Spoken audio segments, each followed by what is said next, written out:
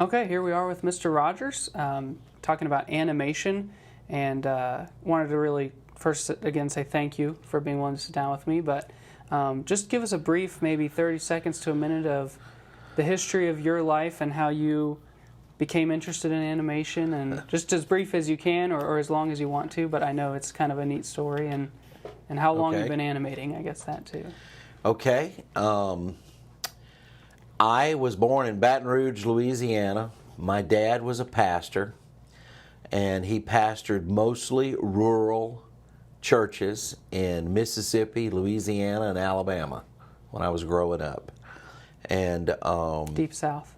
In the Deep South, and it was Deep South. And as I was growing up,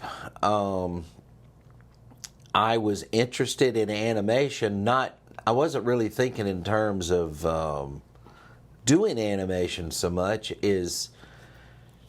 like nearly all kids, I had to watch the Saturday morning cartoons and everything, but I didn't just simply watch them. I would even watch the credits. I wanted to know who did the voices, and once I figured out a little bit about how animation worked, for the longest, I didn't have any idea what I was even watching. I didn't understand it was art and stuff like that. But at any rate, it wasn't until I was in high school, my sister, on her birthday, got a real nice, big, thick activity book, Disney activity book. I'd never seen one like this one before because it was printed in color. Nearly all the pages were in color. Everything we'd ever had before was just regular old, coloring books with the big thick lines and everything. But this one, being a Disney book, some of the activities was how to draw characters. And so I started drawing Mickey Mouse, and I would draw Mickey Mouse all over the place.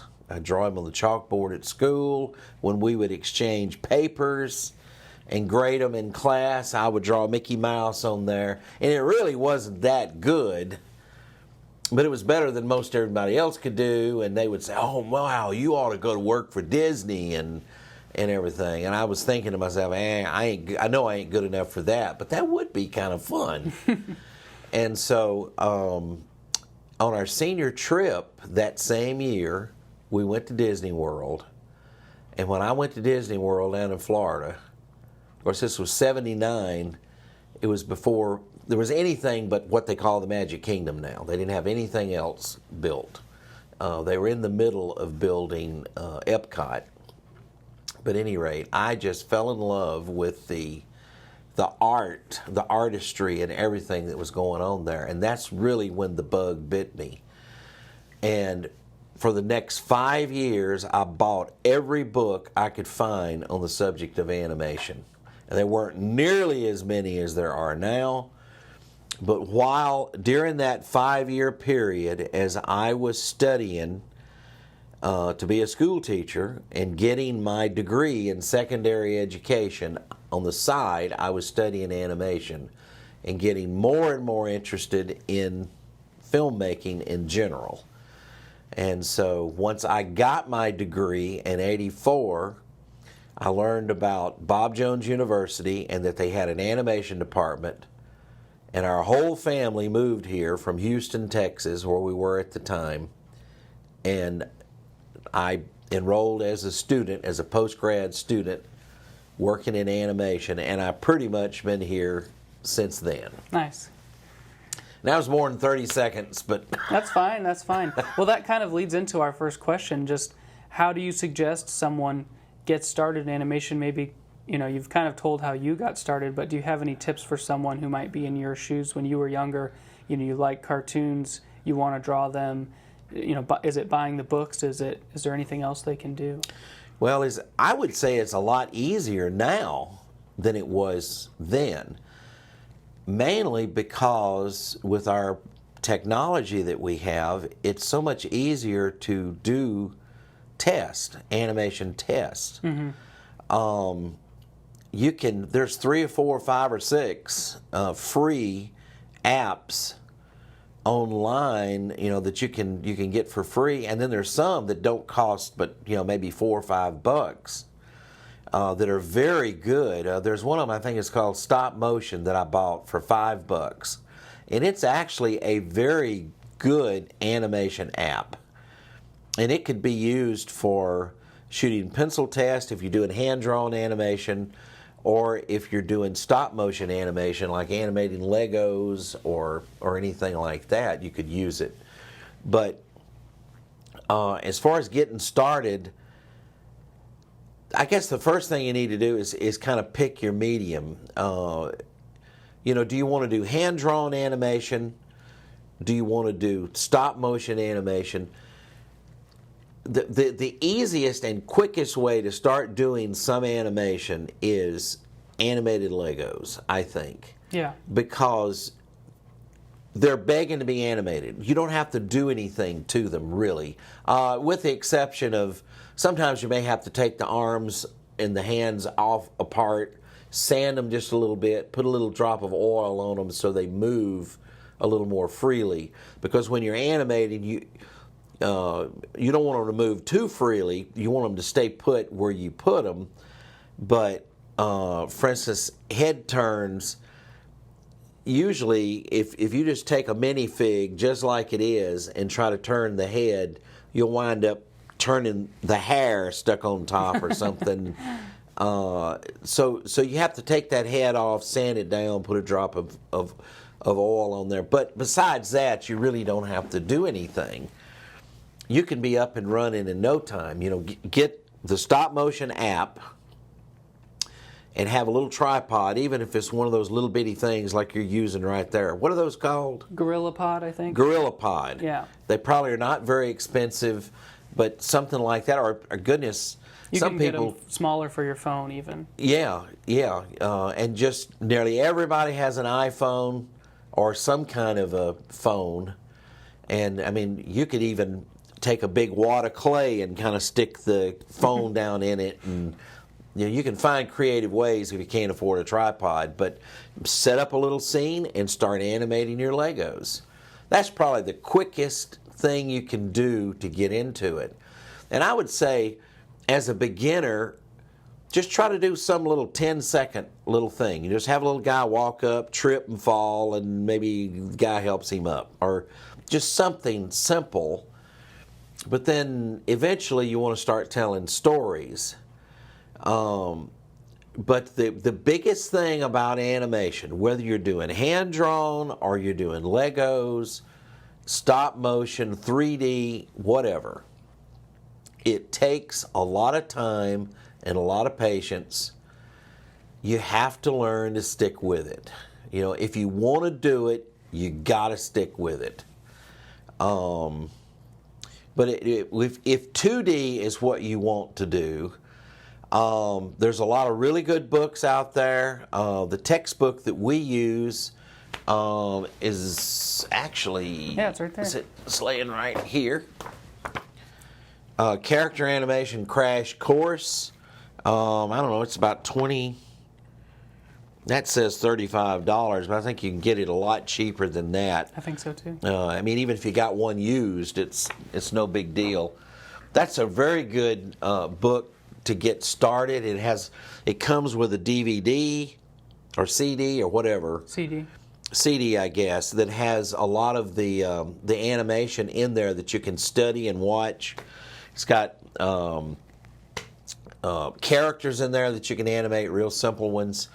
And then there's other books. Richard Williams has a book, Animation Survival Course, I think is the name of it. It has a little bit of objectionable material in it. If you may have to wade through some of that, or maybe get your mom or dad to just get the scissors and cut it out of there. Yeah. But I only mention it because it has some really valuable material in there. But there are books out there, lots of how-to books, but there's even a lot of YouTube videos that'll show you how to how to draw keys, and then how to draw in-betweens, how to break a scene down. And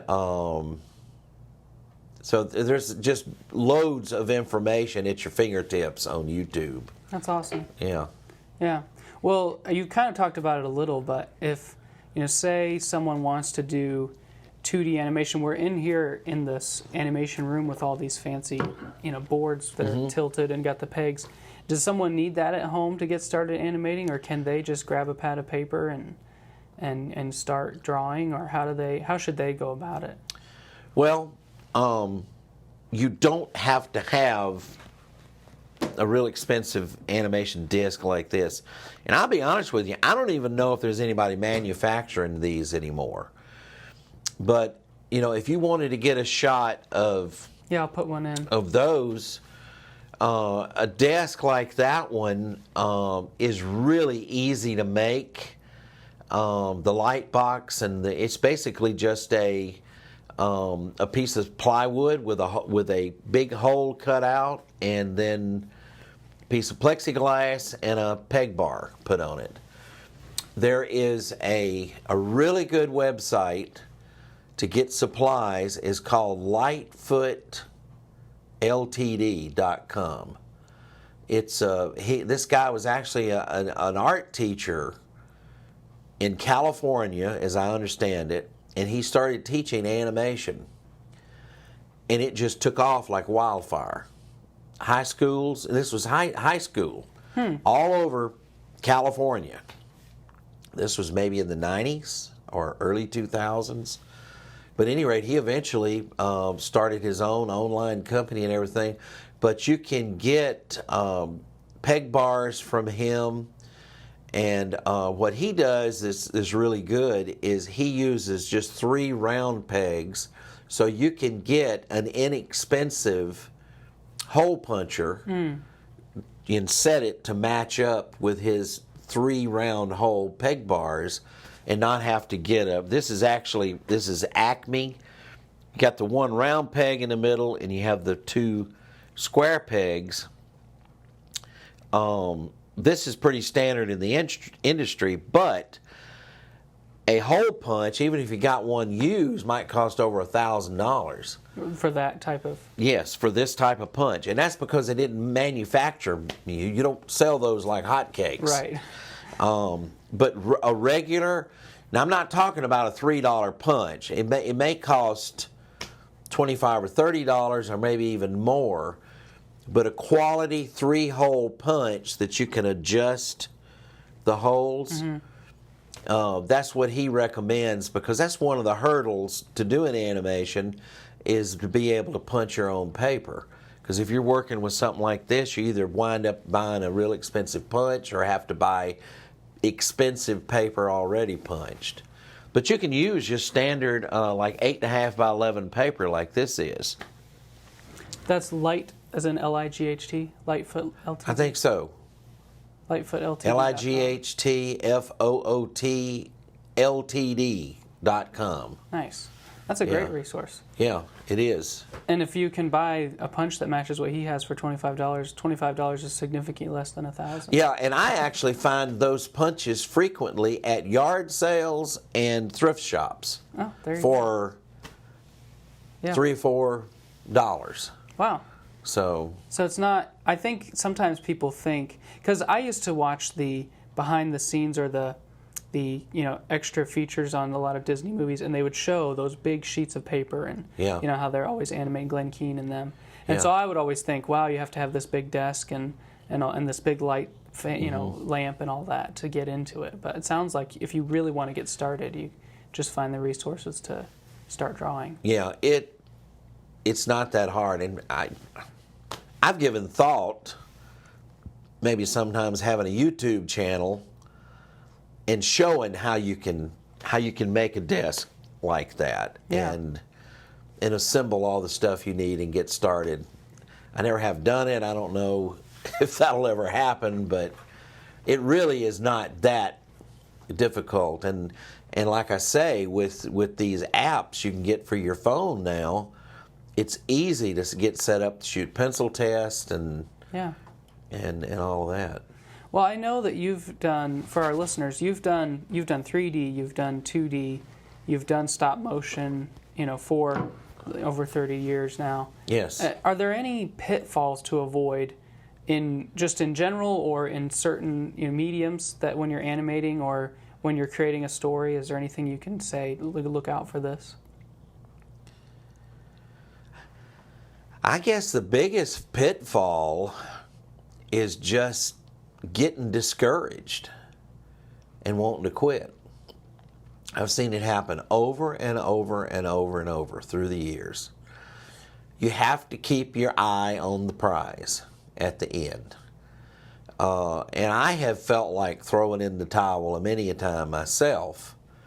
And it's any kind of animation, no matter what kind you're doing, 2D, 3D, stop motion, After Effects, graphics, cutout animation, any of that, it's all tedious. Everything you're doing is frame by frame. And it can get to you. And there are times you just kind of have to walk away from it for a day or two. But you have got to keep thinking about, okay, if I've got a story, if I've written a story that I believe is worthy to make a film, people are going to enjoy this when it's finished. And it's going to be a good film. And you got to just keep your eye on that and keep plugging away. You will eventually finish it if you keep plugging away at it. Yeah. That's the biggest thing I can think of. I mean, obviously, whatever medium you choose, whether it's stop motion or hand-drawn or 3D or whatever, you've got to learn how to use the tools. So, don't give up on that. There may be somebody watching this and you're wanting to learn Blender. Okay, Blender is an excellent 3D tool. Now, I use Maya. I've used Blender almost zero, but I do have it on my computer. Blender has recently come up with, within the last year, has a major upgrade, and it is practically the talk of the industry, but it is absolutely free. And being open source, they're constantly updating it. People all over the world literally are adding really neat features to it. It would be a really good program to learn, but it's not something you can learn in a few evenings. Mm-hmm. You have to find some good tutorials and start working on them and do it systematically. Like the first thing you're probably going to need to learn is just how to model, how to use the modeling tools. And then eventually you got to learn how to do the texturing. And you got to learn how to light a scene. And you have to learn how to render. And all of that, and you haven't even done any animation yet. You have to learn how to rig the characters. Then you have to learn how to animate. Then you have to actually do the animation. And you got to light it and you got to render it. And it is an awful lot to learn, but it can be very, very rewarding. So don't think you can just hop skip through it and be able to do some neat animation. You've got to learn how to use the tools. Yeah.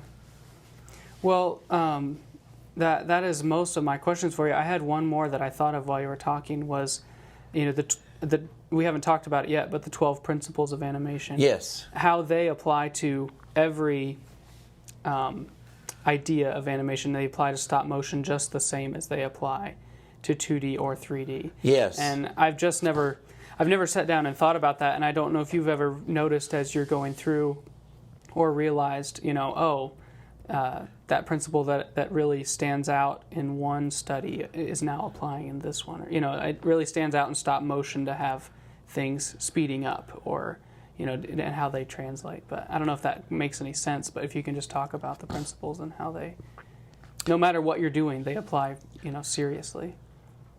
Well, the 12 basic principles of animation that if you look that up, you'll find stuff all over the net. There are YouTube videos that'll go through and explain each one of those. And I've seen some really good ones too that'll explain each, with examples. Those were developed at Disney Studios and were kind of compiled. And we first started hearing about them from Frank Thomas and Ollie Johnston, who wrote a book.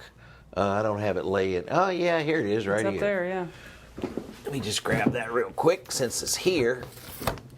This is a fantastic book. I don't think it's in print currently, but it's a really, really good book. As you can see, it's really thick.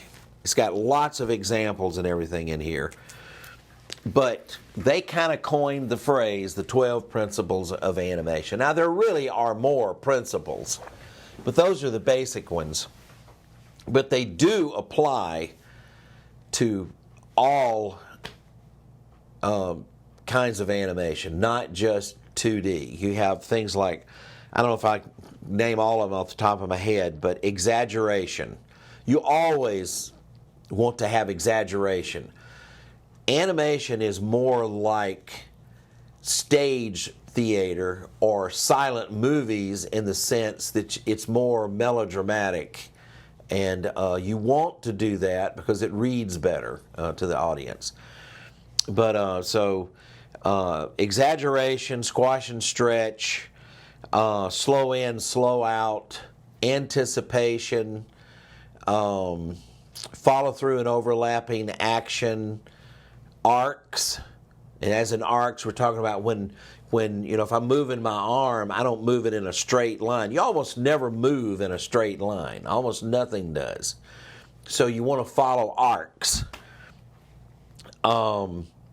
Timing, staging,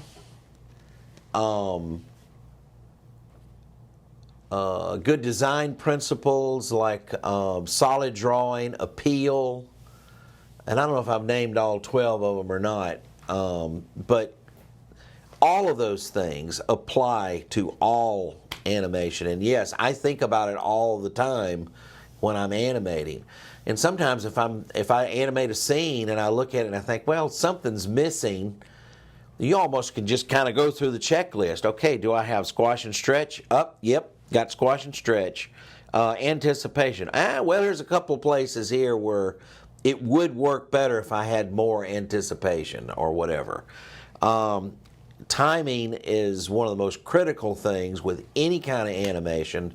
It's kind of like comedy and real estate. Timing is everything in animation. But yes, that's one of the first things as an animator, no matter what you're doing, you need to learn the basics, those 12 principles of animation, and apply them when you animate.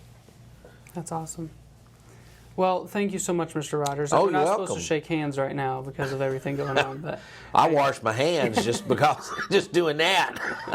yeah, we need to go just wash our hands just now. But no, thank you again for talking. Oh, I'm glad to do it. And hopefully, maybe down the road, we can either have you on again, or if you start that YouTube channel, we can reach out and collaborate. So it'll be fun. Okay. All right. Thank you. Yes, sir.